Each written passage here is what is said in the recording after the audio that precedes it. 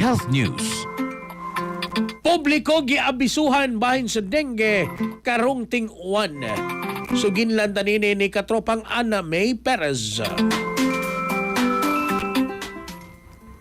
Karong ting-uwan, nag-auhag ang mga health authority sa paglikay sa dengue human sa pagsaka sa risgo sa pagdaghan sa lamok nga nagdala sa sakit.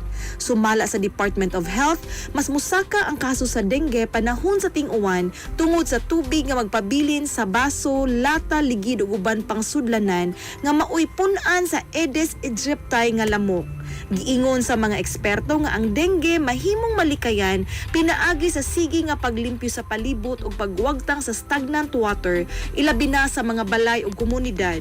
Gipasidanan ang publiko sa pag-obserbar sa mga sintomas sama sa taas nga hilanat, sakit sa ulo ug likod sa mata, panakit sa lawas ug kabukugan, pagsuka ug pagkaluya ug panit nga naay rashes.